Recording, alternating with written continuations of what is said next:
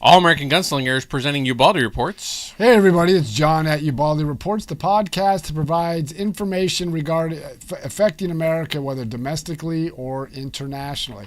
With me always is the Ubaldi Reports groups.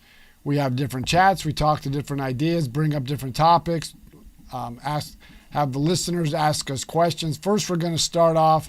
Well, the whole crux of the podcast can be politics in America. There's a lot going on between immigration, the economy, Gaza, Ukraine, you name it, it's going on in there. But the first thing we're going to start off Well, it's going like full bore. It's going like there's like everything that could not go or everything that could go wrong is going wrong right now, especially at the end of the year too. Well, it is. I mean, okay, first, there's been polls out right now, and it showed President Biden has only 34% of the public supports what he's doing as president. If you look at the issues most affecting Americans, inflation, the economy, and the border, he's underwater. I mean, he is really underwater on those issues. So, John, actually, you brought up a really good point real early. About a year ago this time, we were told by the left and the Democrats that because gas is up, it's due to the Russian-Ukraine war. I find that to be complete BS because what is gas now? Gas is dropping. I mean, we got an overproduction mainly by American crude, so it's just, and then the economy has slowed down considerably. They just downgraded the GDP from the third quarter from 5.2% to 4.9%. We'll have to see what's going on for the fourth quarter, especially as we get into, now that we're into the holiday season, which retailers make most of their money. And the key is, this is what Joe mentioned something to me on Monday. Well, it's kind of odd because I work at the post office and and we always know Christmas is kind of like our I guess our Super Bowl. Well, it's your bread and butter. Yeah, it's definitely, and and a lot of the carriers are working a lot overtime. I mean, they're out to like 8, 9 o'clock at night. And there wasn't like that this year. And then last year, as I remember training a couple of people before, I'm like, you guys kind of had it easy because of Christmas. Normally it's a lot bigger. So I kind of noticed a trend over the past couple of years that Christmas packages, the packages, even the mail was the biggest issue this year because normally there's like these flyers and these. When you're talking about flyers, just for listeners' sake, even for my sake, you're talking like inserts, advertisement type stuff? Kind of, but you also get a magazine full of nothing but like, hey, get this for Christmas and get that for Christmas. And then you'll get like the Amazon toy catalog. I think we saw that like early November. But you get a lot of ads, like a lot of gadget magazines and stuff like that. And they weren't there. Like, mail was very, very thin over the past Now, you also get a lot of the packages from Amazon, right? You do yes, a lot of Amazon. Majority of our packages are from Amazon. Now, does Amazon pay the post office for that? No. We have the rights to their package, and basically whatever we're charging for shipping and stuff like that. That's yours? It's ours. Okay. So we're charging Amazon, but they're not making a profit off of us. We're providing a service for them at cost. Well, that's interesting you say that about the post office, because where I work, we get UPS, we get the post office, and we get FedEx. Mm-hmm. Well, a couple days ago, after you had mentioned that, I think it was on Monday, yeah, we had a regional FedEx manager come in to buy a couple items. And I asked him, I told him what you had said about the package deliveries. And he says, are you guys affected by that? Are you guys seeing that? And he said, yes, but we're seeing almost a total, like almost half a reduction of where we were last year. And then there was an article, I want to say it was in Bloomberg News, where the value of FedEx dropped $7 billion. And a lot of it has to do with their packages. They're not delivering as many packages as they once did. Now, I'm sure they have the same thing affects the residential as well as the commercial package delivery system. Yeah. But they're just not doing it. And a lot of it has to do with the public doesn't have a lot of disposable income. And well, now, also the their credit usage has gone up too. Now, they did mention on the news this evening before we came on the podcast, they said there's record number of consumer buying. Yeah, but that could be also because everything costs more. So that means you've got to spend more. So that makes it look better than I think it is. It's kind of funny how inflation makes everything go up higher, but then if we have a supply chain shortage, well, not anymore because people aren't buying the stuff. So then the price is going to come down.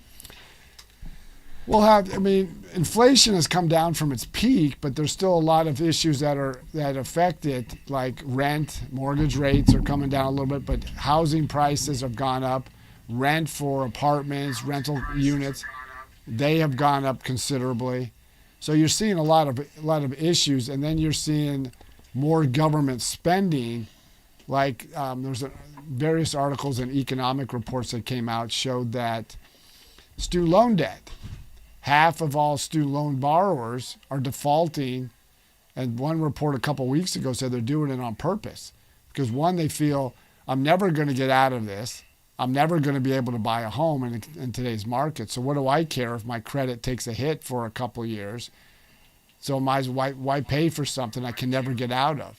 So you're seeing that, and then you're seeing all the issues with spending by the government when it comes to the EV. The president wants to spend, I think it was $600 million for some renewable energy issues. Are we going to be able to survive another year with Biden? We'll have to see. It's going to be next year. Some of the economists are predicting a recession. Some aren't. I thought we were already in a recession. They classified a recession as 2 quarters of negative GDP growth. I think it's going to be not as great as they anticipate because the credit card debt and the government debt have to be paid at some point. And I just think the credit card debt by the consumers is just it's getting high. I mean, they're at the highest level. So next month, I want to see is can everybody meet their obligations as we go into the first quarter. Mm-hmm. So we'll have to see how this goes. Okay. But before we get into more of this other stuff, the big question, on top of the news, is the Colorado Supreme Court ruled 4-3 to remove Trump, not only from the ballot, but any write-in ballots. I was thinking of a loophole here because they don't have to name Trump on the ballot, but if whoever they choose as his VP, when they have to put that on the ballot? They run simultaneously together. I know. Well, okay, so... But anything that has Donald Trump on the ballot, if someone puts it in, they by their law, they'll remove it. That's why it's going to the Supreme Court. So I have a question. They cited the Amendment 14 and like Section C, Article, whatever. At this point, it's the insurrection part. How many? My main question here is, how many people were actually charged with insurrection? I know of 0. Yeah, but the Section 3, and I'll read it here. It's right here. No person shall be a senator or representative in Congress or elector of president and vice president or hold any office, civil or military, under the United States or under any state who, having previously taken an oath as a member of Congress or as an officer of the United States or as a member of any state legislature or as an executive or judicial officer of any state to support the Constitution of the United States, shall have engaged in insurrection or rebellion against the same or given aid or comfort to the enemies of thereof. But Congress may, be by a vote of 2/3 in each house, remove such disability. Now, going back to the crux of that statement or that section in Article 3 of the 14th Amendment, that was related to the vice president, the Confederacy's vice president under Jefferson Davis. Mm-hmm. And I can't remember the guy's president's name. He decided after the Civil War is over, he and a couple others decided, I'm going to go back to where I was doing in the Senate and in the House, and like nothing happened. They said, wait a minute. You took up open armed rebellion against the United States. This isn't happening. Now, constitutional scholars, Jonathan Turley is one, Alan Dershowitz is others, and even Democrats, because you got to remember, the Colorado State Supreme Court is all Democrat. Mm-hmm. But there were 3 Democrats who said, no, this is wrong legally, it's wrong historically. First of all, you need due process on anything. Yeah. And Donald Trump was never convicted, never indicted, never charged or arrested for insurrection. Even Jack Smith, the special counsel, He brought up charges in Washington, but he didn't bring up the insurrection part. So you're removing somebody without any due process. So the thing that's going on in Washington has nothing to do with like insurrection. What are they charging with him in Washington, and how's A that lot of different? it, they're charging him just for not accepting the results of the 2020 election. Okay, Well, but that's Georgia, right? no, it's nationally. Georgia is something different. Okay. Georgia has to do with the challenging the voting laws in Georgia. Okay. But the problem with the not accepting the 2020 election, if you go by that standard, then every Democrat, including Nancy Pelosi, Chuck Schumer, even Hakeem Jeffries, Hillary Clinton. they all violated that same issue. They not accepted the 2016 election. Hillary Clinton, for one, pushed the Russian collusion narrative, and she's also the one that funded the Russian dossier. She used campaign funds. She used and classified it as legal fees, and you can't do that. So she's the one that pushed it when they knew there was nothing there. Yeah. So if you're going to go after one, you got to go after everybody. But right now it's going to be going up to the U.S. Supreme Court. Now, Jonathan Turley, who's a constitutional scholar who I routinely mention on this program, and he even stated in a couple articles and blogs that he put on his post, he said, I'm a liberal Democrat. My family is a liberal Democratic element of the Democratic Party. But he's appalled. And what he wanted, he wrote a post today, he wants the justice not to rule 6-3. He wanted to unanimously to rebuke and openly state this is wrong. You may disagree with Donald Trump. You may disagree with what happened during that period.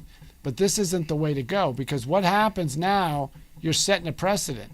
What happens, let's say Ron DeSantis or Greg Abbott decides, we want to kick Joe Biden off the ballot in Florida and Texas because he failed to secure the U.S. southern border and he failed his constitutional duties to support and defend the United States. Yeah. Then it's So all where does it go? It just goes Yeah. tit for tat. Well, it's all going to go down to this: whatever states support whatever president. But do we want judges like they do in Iran? They determine who the opponents are. Is that what we want? Is that what America is about? Not allowing the people to make that decision, who they want as president? I'm worried. I'm more worried about the Democrats becoming Confederates again.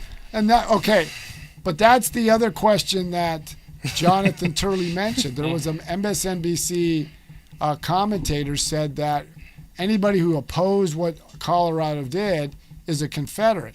And the argument that Jonathan Turley made, and others have said, why is it that you condemn the rhetoric coming from Donald Trump, but you yourself do the very same thing? If somebody doesn't agree with you, they're Confederates, they're racist, they're misogynist, they're a threat to democracy, when they themselves, including Joe Biden and every Democrat, have supported censorship. Right now there's a court case going to the Supreme Court.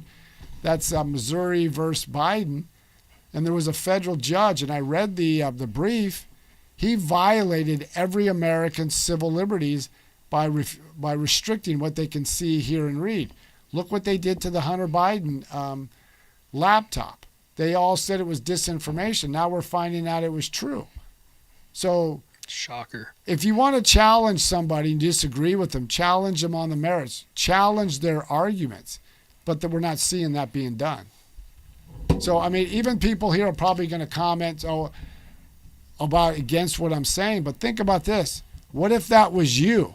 Do you want someone to convict you without due process?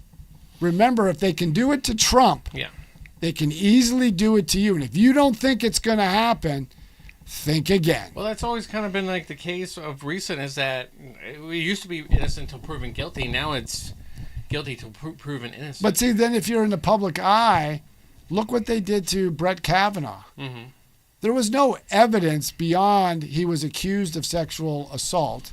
And if you go by the Society of Professional Journalists Ethics Code, they said you must protect the victim, but you also must protect the person being accused. So every media outlet said he was guilty without any shred of evidence. But as soon as even the Washington Post, who first broke the story, And then when Tara Reade accused Joe Biden of sexual assault, the argument changed. It's like, well, we couldn't prove it. That's why we didn't run it. Yeah. But you ran the Kavanaugh without any shred of evidence. Yeah, as they were proving that he didn't do it while they were. Well, because the Tara Reade, they knew, and you can prove Joe Biden and Tara Reade worked together. All right. So Nancy 34780 said those were Republicans that did it in Colorado and 2 third parties. Stop blaming Biden for everything. That's wrong. That's completely wrong. Because the state of Colorado went 14 points for Joe Biden. Every judge who on the state Supreme Court in Colorado was either appointed by the former Democratic governor or this current governor. So her statement is wrong. Completely false, wrong. So, I mean, that's fact. You can challenge me or go where you want, but she's mistaken. She said, not true, 7 Democrats. All the Democrats on the state Supreme Court are Democrats. How many are on the? I think there's 4 to 3, so there'll be 7. So all of them are Democrats. Yeah, so she actually just proved her point. Answered the question. You proved her point on that. No. So there we go from there. But I mean, common sense hit. But see, there you go. You got. No, that was Kenny that. Oh. So, but Kenny just proved Nancy. So good job, Kenny. I appreciate that. I appreciate Kenny too. I mean, it's just facts. I'm not saying anything that is not factually based, but we got to get out of this partisanship and stick to the law and stick to the facts and let democracy run its course. Let the voters make the decision who they want as president. I still think that the divide of this country starts with the lawmakers, with our our politicians that we've elected, because they want to be like, they want to be so far left or so far right where they're not coming together where they were maybe back in Clinton, maybe even a little bit in the beginning of George Bush era. But even going back to Ronald Reagan, he was able to work with both sides. Yeah, why can't we do that? Why can't we go back to that? And we don't do that because... And Donald Trump would seem like the ideal person to do that because he's more... In a sense, he is more of a neutral party. He does lean a little bit more to the right. But right now, if it's a Republican president, majority of the Republicans are going to support that candidate. Majority of Democrats are going to oppose. If it's a Democratic president, you're going to see the same thing. The problem is the American people don't care about the nuances of which parties. All they want is, I want to be able, like even myself, I want to be able to afford rent. I want to be able to pay my utilities. I want to be able to go to the grocery store and buy what I want to buy, not, that's more of a want than a need. I want to be able to go travel back to California and go back west to see my brothers. I can't now. And then you look about gas. All these people talk about, we're going to help people of color. Well, let's look at the educational standards. Like Chicago just recently is starting to abolish some of these public schools that are high performing because then the minorities are getting into them. And well, instead of let's raise the bar, let's just eliminate them, send everybody back to the crap school system in Chicago. They were actually talking about how some cities might actually go back from blue to red. Because they're seeing this crime. Now you take about immigration. Yeah. As much as if we had an independent media would challenge Joe Biden, like just yesterday. Well, they were trying to, but then we have the speaker. She's always kind of just redirecting, saying, it was a lot worse before. That was Corinne Jean-Pierre. Yeah. But if somebody would challenge her and say, explain to me on the last year in office, he had 450,000 illegal cross the U.S. southern border. In 4 years, they had, I think, 12 individuals on the terror watch list. We had 172 just last year alone. In the fiscal year. We had 8 million. Yeah, 8 million. Crossed. And just recently, there have been almost 13,000 crossed in one day. So explain to me how it's getting better. And when the Democrats controlled the House and the Senate for 2 years, there was no immigration bill that was going to stop it. All it was going to help facilitate the movement. Now, all these Democrats, all these feminists who are all about women's issue, what about the children who've been sexually trafficked? All the women who've been raped and sexually assaulted along the way. Where's their rights? That's why when they sent them north into Chicago, New York, that's why you're seeing these people upset.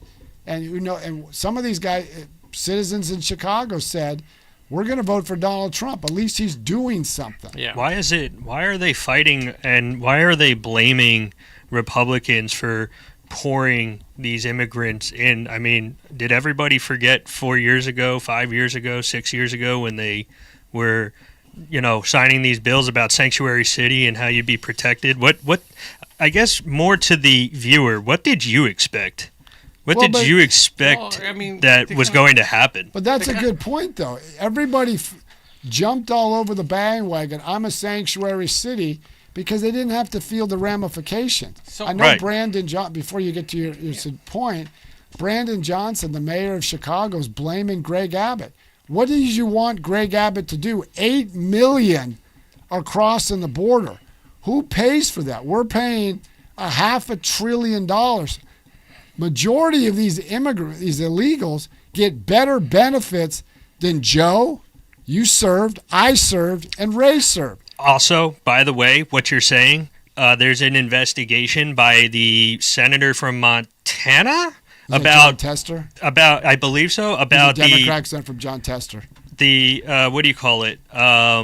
The VA offering their services to illegal immigrants. Yeah, I mean, that's interesting. Well, here they had flights from, I think, Arizona to Chicago. Chicago was seizing buses. I mean, so they put them out, and they asked Alejandro Mayorkas, why are you putting illegals on these flights? Who's paying for that? Well, Abbott, Governor Abbott was sending illegals up to Chicago. Chicago was actually impounding the buses so they would stop. So then Abbott turned around and says, okay, well, now I'm going to put 100 and something of them on a plane and keep on sending it back and forth.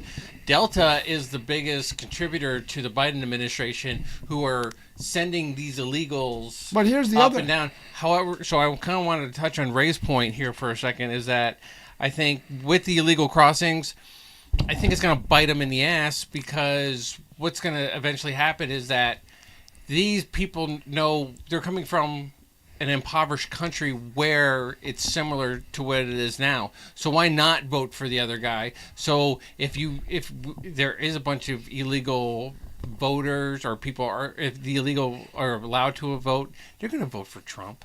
And especially, you want to stop border crossing? You want to stop border crossing dead in its tracks? Go ahead, put a Trump, 2024 banner up by those crossings. They'll redirect them in a heartbeat. Well, here's the other issue. All these 8 million citizens illegals are coming north. They're going to need medical care. Who's paying for that? They can go into any hop, like down in Arizona. They're piling into these hospitals for prenatal, all these manner of health things that you have to pay for, and it's just a mess. Yeah. John, I have a question. So a little while ago, our great commander-in-chief said that there was no problem at the southern border. Will he be readdressing that now that the Mexican president has said that he's going to start controlling the southern border from his side? No. The reason is because Joe Biden is captivated by the progressive left. Mm-hmm. And the progressive left do not want him to do anything at the border. They want him to make it easier to claim asylum. There was a rule when you claim asylum. It had to be a really hard bar to get. You can claim asylum for just about everything. So they do not want enforcement. They just want us to bring more and more people over here. That's why sending them into New York, sending them into the boroughs of New York City, Chicago, all these cities. And I would send them to Delaware. I would send them to every sanctuary city, every progressive city that supports this. I would send those migrants. You wanted them, you pay for it. So Beach Baby 226 came in and said, what else could be done when border state governors have been asking for resources? The problem is they've been asking for resources ever since Biden became president, and the Biden administration is not sending them. But the bigger issue beyond that is these liberal progressive state governors like Gavin Newsom, because right now, if you're an illegal immigrant and you go to California, you're under the age of 26 and you're over the age of 50, you get free medical care. Then you go, now next year it's going to be medical care, free medical care for anybody regardless of immigration status. So all these benefits get afforded to them. So it's just a draw. And they know that. So that's why they keep pouring across. And Joe Biden's not doing that because he's captivated by that progressive left. And if he does this, he's going to lose them, and he doesn't want to do that. He's scared. He should go for broke now. What's it going to get him? It's either going to get him elected or not get elected. But Joe, it goes back to what we said before. Who's actually running the country? Look what he had yesterday. Yesterday he had an interview by Conan O'Brien. Yeah. A comedian is interviewing the commander-in-chief. And he's throwing him softball questions. He's throwing him softball questions. Did he ever ask him, you complained about the last president, but yet you had 8 million crossed. You had almost 13,000 in one day. You don't do anything like that.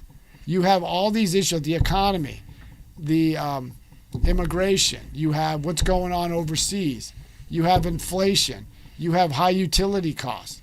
But nobody asks him these questions. And if he does hold a press conference, it's 4 questions are asked and then he shuffles off. Yeah. He spends more time up in Delaware than he does in Washington. And all the problems that he's dealing with, he was perpetrating that because he's been in the Senate and the vice presidency for over 50 years. Yeah. So, I mean, I would love to ask him these questions. I would love to challenge Corinne Jean-Pierre. You get hemmed up in a heartbeat, John. What are you talking No, about? his favorite ice cream is mint chocolate chip. I mean, think about the media. That's the biggest question you're asking Joe Biden. What type of ice cream he likes? Why doesn't the media ask him, did your family receive money from China, considering your son Hunter admitted in a federal deposition to a federal judge that he received $400,000. Hey, in later news, Stormy Daniels said she'd hang out with Hunter Biden. So we can see where this goes. The golden days. But there's a lot of issues going on, and the sad part is it's going to get worse. It's not going to get any better. I mean, they call Trump the fascist, and I wonder who's the threat to democracy. Look what the Democrats have done. Curtailing free speech, weaponizing the DOJ, the FBI, the IRS, and anybody who doesn't criticize the FBI, go ask the Olympic female gymnast in 2012 and 2016 what they think of the FBI. Yeah. Because they knew about that Larry Nassar was sexually assaulting them, and that one field agent chief in Indianapolis did nothing because he wanted a position with one of these Olympic committees. Go talk to Ali Reisman, Simone Biles, Michaela Maroney. Ask them what they think of the FBI. Get a different tone. Yeah. Well, I mean, also with like certain things going on, I mean, what else could we talk about? Well, I mean, I know I go back to the educational issue. We talked about that, but then we got it overseas. Right now, the president is gearing up for working with other countries like France, Great Britain, Netherlands, I think Spain, to have an armada out on the coast of Yemen to make sure the shipping lanes are free so they get droned. But the question is, why hasn't he done more to stop Iran? Iran's the one that's funding all this. So I have a question. Did you think it was appropriate for Joe Biden to threaten the United States really with an ultimatum of give me $200 billion or I'm sending American troops? No. He's leaderless, rudderless, and doesn't know what to do. And remember, think back to 2020. Forget what you think of the other candidate. Joe Biden was supposed to be going to bring sanity to the White House. He was supposed to bring stability. He was the grown-ups are now in charge. So let's look at what happened in 4 years. We got record gas prices, record utility prices, high inflation. Record high, by the way. We got a record debt. We got, and then his credentials was foreign policy. We got a regional proxy war with Russia and Ukraine. We got a potential regional war in the Middle East. We got a potential war with China in over Taiwan. We got another conflict brewing down in Venezuela and Guyana. Guyana is an ally of the United States. So tell me where Joe Biden has been successful anywhere. He was going to we were going to restore our allies. He threw our allies under the bus in Afghanistan. So tell me where Joe Biden has been successful on anything in foreign policy. Didn't he pay $6 billion for some hostages? That was a good idea. He paid $6 billion. At the time, Iran was working with Hamas to go into Israel to kill 1,500 civilians and butcher them, rape them. And then you got all these morons at these universities and cities across America protesting what Israel's doing. But they've said nothing about the hundreds of thousands of dead Muslims in Yemen, Syria, and across the Middle East. So I do want to give a little bit of credit to Blinken for something he said, because he said, why are we always asking Israel or the victim of this, what's going on, to cease fire? Why aren't we asking Hamas? Or why are we asking Hezbollah? But that's a good point. Why aren't we asking them to stop? Why aren't we asking them to cease fire? Because this would be over soon. Why is America so?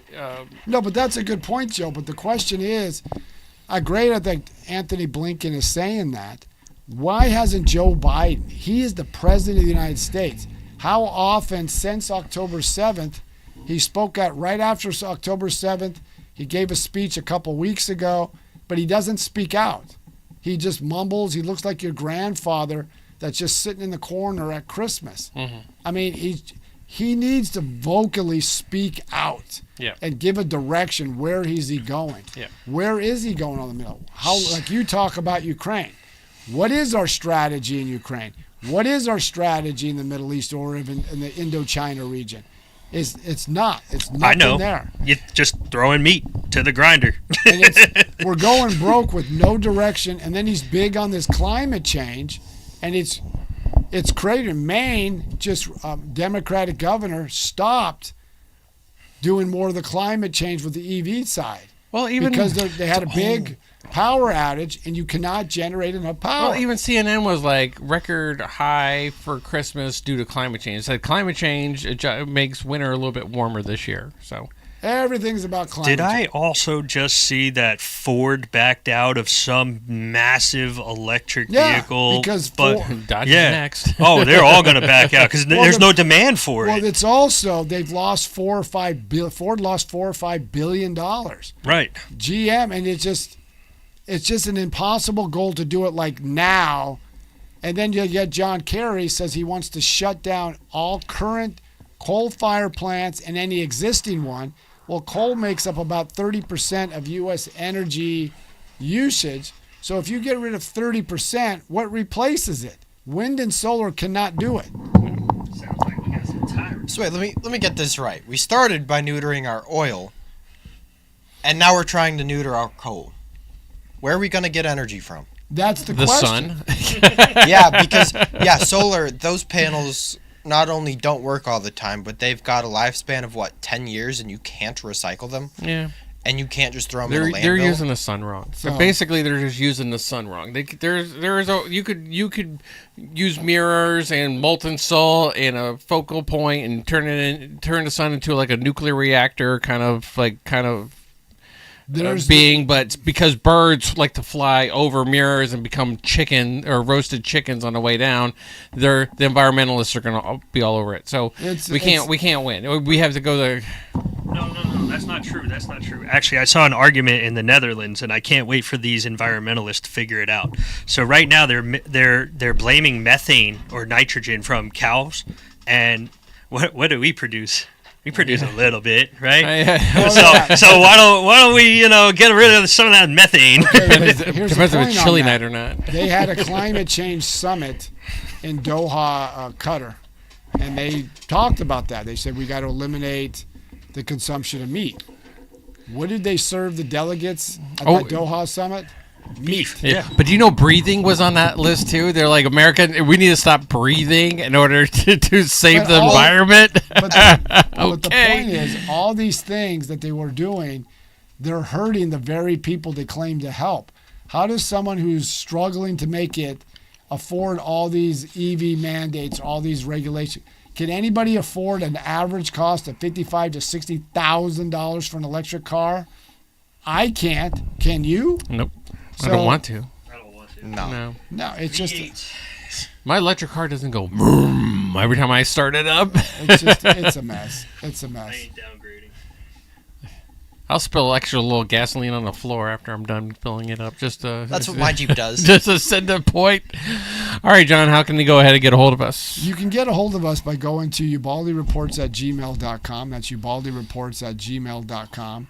Or you can check us out on Facebook, Twitter, Instagram, and obviously TikTok. Let us know how you think and what you feel. We're going to go back to Wednesday at 7:30 Eastern Standard Time. The only reason we did Thursday is because we were kicked off last week because we said something we weren't supposed to do and no one told us what. We didn't even get a warning this time. But you can go back to Ubaldi Reports, go to the top. It'll be a podcast. You can go to where it says, I think it was University, and you can see what I actually said, and you can think for yourself, did I say something that was inappropriate? So, but also I want to turn the time over to Joe and Ray so they can talk to you about their upcoming gun range, and that it's at All American Gunslingers. We are getting very close. Go follow us on our Facebook page. It's All American Gunslingers. We're already up to 800 people. It was that 2 weeks we did that? 2 weeks In tonight. 2 weeks, we're already up to 800 people. We are going to be starting to restore, or we're going to start remodeling the range and the shop. So look out for before and after pictures of that. And as we get a lot of our licenses in, our website's going to be opening up a lot more so that we can provide people with not only firearms but accessories, classes, all that kind of stuff like that. So website should be up and running, and you guys should be getting it in about, I'd say, about a week or two. And also just be able to, am I a little hopeful on that one? A little hopeful. Okay, But we're about a month or two. We're going. We're moving as fast as we can. Let's go with a month or two. We'll have the website up.